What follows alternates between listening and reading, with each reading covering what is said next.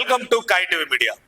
తెలంగాణలో కాంగ్రెస్ అధికారంలోకి వచ్చిన నాటి నుంచి గత 2 ఏళ్లుగా గులాబీ నేతలకు కంటి మీద కునుకు లేకుండా చేస్తున్న రేవంత్ సర్కార్ కాంగ్రెస్ చేతిలో వరుసగా పరామవుతున్న కారు పార్టీ. దీంతో అధికార కాంగ్రెస్ ప్రతిపక్ష బీఆర్ఎస్ నేతల మధ్య వైరం రోజు రోజుకి తారాస్థాయికి చేరుతుంది.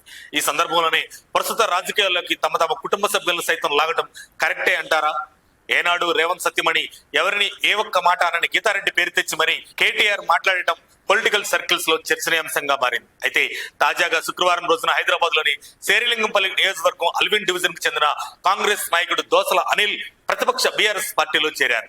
తెలంగాణ భవన్ లో జరిగిన ఈ కార్యక్రమంలో కేటీఆర్ ఆయనకు గులాబీ కండువా కప్పి పార్టీలోకి ఆహ్వానం పలికారు. ఈ సందర్భంగా బారాస వర్కింగ్ ప్రెసిడెంట్ కేటీఆర్ మాట్లాడుతూ యనుమల రేవంత్ రెడ్డి కాదు, ఎగవేతల రేవంత్ రెడ్డి అని ఘాటుగా విమర్శించారు.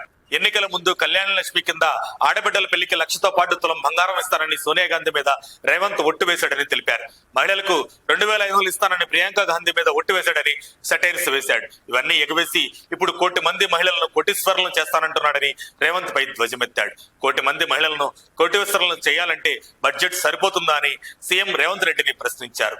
బ్యాగులు మూసి జైలుకెళ్లి పేమెంట్ కోటాలో ముఖ్యమంత్రి అయ్యాడని రేవంత్ రెడ్డిపై కేటీఆర్ పంచ్ డైలాగ్స్ వేశారు.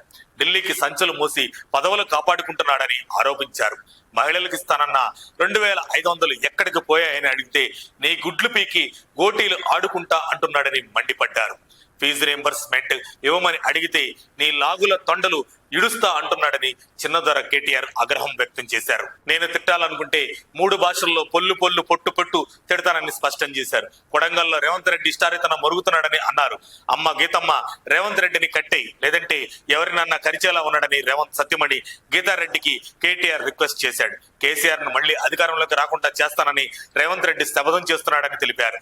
జనవరి 1 నుంచి మహిళలకు 2,500 ఇస్తానని శపథం చేయాలని రేవంత్ రెడ్డికి సూచించారు. 2 ఏళ్లుగా హైడ్రా పేరుతో రాష్ట్రంలో కూల్చివేతలు పేల్చివేతలు జరుగుతున్నాయని బీఆర్ఎస్ వర్కింగ్ ప్రెసిడెంట్ కేటీఆర్ విమర్శించారు. అయితే ఏనాడు యనుమల గీతారెడ్డిపై ఎవరూ కామెంట్స్ చేయలేదు. తాజాగా ఆమెపై కేటీఆర్ కామెంట్ చేయడంతో ఇదే ఇప్పుడు పొలిటికల్ గా హాట్ టాపిక్ అయ్యి వైరల్ అవుతుంది.